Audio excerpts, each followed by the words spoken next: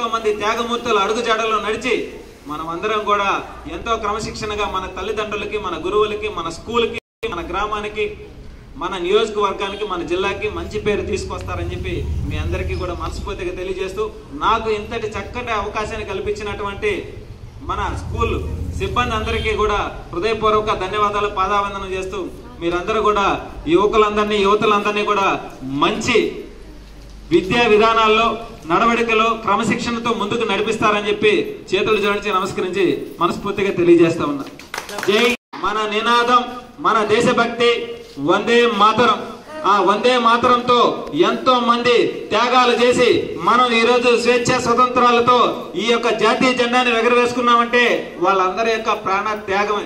అదే విధంగా ఏదైతే గాంధీజీ గారి కళ్ళగలన గ్రామ స్వరాజ్యం, ఈ గ్రామ స్వరాజ్యం అంటే ఇప్పటి వరకు కూడా పంచాయతీల్లో ఎన్నో సందర్భాల్లో మనం చూసాం. 100 నుంచి 150 రూపాయల వరకు మాత్రమే పంచాయతీలకు నిధులు కేటాయించినటువంటి పరిస్థితి. కానీ ఈరోజు డిప్యూటీ సీఎం గా పవన్ కళ్యాణ్ గారు 10,000 నుంచి 25,000 రూపాయల వరకు కూడా పంచాయతీలలో నిధులను కేటాయించి దేశభక్తిని గ్రామాలలో పెంపొందించాలి, గాంధీజీ గారి కలలుగన గ్రామ స్వరాజ్యాన్ని స్థాపించాలనేటువంటి నినాదంతో ఈరోజు 35 సంవత్సరాల తర్వాత ఒక నిధిని కేటాయించి గ్రామాలలో కూడా జాతీయ జెండాను ఎగరవేసుకుని ఆ యొక్క పండుగ దినాన్ని ప్రతి ఒక్కరూ కూడా అందరూ కలిసికట్టుగా చేసుకోవాలనేటువంటి మంచి ఆలోచన తీసుకురావడం మాకు చాలా ఆనందంగా ఉంది. మీతో షేర్ చేసుకోవడం కూడా నాకు చాలా ఆనందంగా ఉంది. థ్యాంక్ యూ అందరు.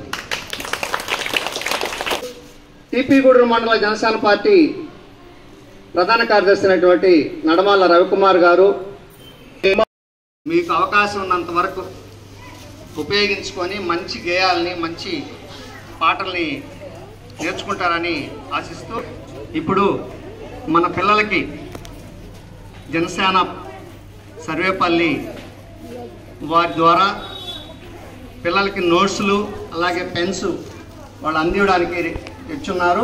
అవి మీరు నిశ్శబ్దంగా, ప్రస్తుతానికి కొద్దిమంది కార్యక్రమం వాళ్ళకి లేట్ అవుతుంది కాబట్టి బయట వాళ్ళకి ప్రోగ్రామ్స్ ఉంటాయి కాబట్టి కొంతమందికి అందిస్తాము. తర్వాత మనం కూర్చొని ప్రశాంతంగా అందరికీ వచ్చినవన్నీ మీకు అందిస్తాను.